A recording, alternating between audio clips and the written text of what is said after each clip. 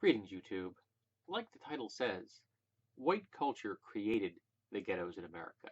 Now, before all you white knights start screaming white genocide, hear me out. In the post-World War II era, there was a lot of money floating around for mortgages. And all of it was supported and backed by the federal government. Okay? Some was GI bills, but then there was also other federally backed mortgage programs out there, billions of dollars. And all of that money went almost exclusively to white people. That in and of itself would have been bad enough. Okay? But it went a step further. The loans were not just going to white people, but they were going to white people that wanted to buy homes in good neighborhoods. You can figure out what good neighborhood means. It means no people of color, and to a lesser extent, no Jewish people. So what happened is that the people who owned the land, who really wanted to sell to all those white people who had access to all that federally backed mortgage money, made sure that their neighborhoods were good. So they moved out the people of color. So you ended up you had a neighborhood here, neighborhood here, neighborhood here, which were all became exclusively white. So all the people of color had to go somewhere, and that somewhere became known by us, the 20th century folks, as the ghettos, where all the people of color, particularly a lot of poor people, ended up being concentrated. And because our education system in America is based on property tax revenues, a percentage of the property taxes goes to our schools. The schools that were the neighborhoods that were exclusively white had high property values. Remember, they were good neighborhoods, so they had ample tax dollars to fuel their schools.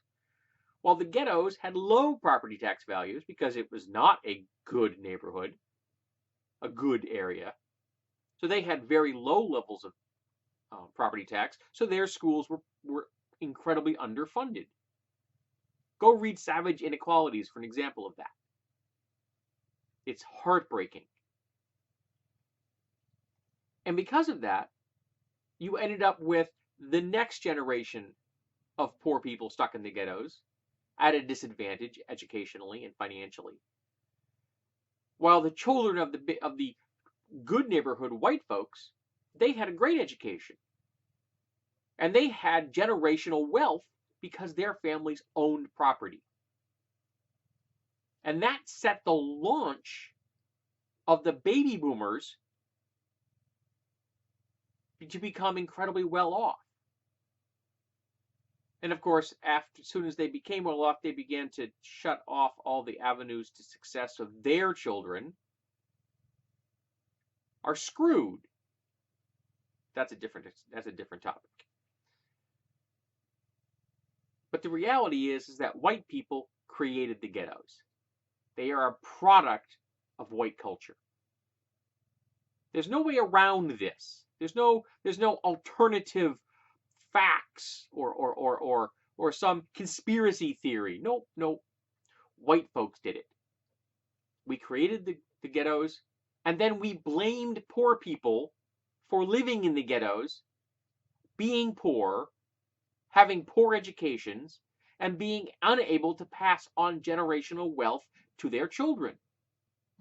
White culture created the problem, and then white culture blamed the people in the ghettos for the problem that the white culture folks created. It's a common tactic. And it's completely and utterly immoral. And there isn't any real simple solution to it. But the first stage we have to take, the first step, the baby step we have to take in trying to find a solution is for white culture to accept and admit the reality that they created the ghettos. That's the first step in any problem solving. Admit the problem exists and how it was created. And the ghettos were created by white culture.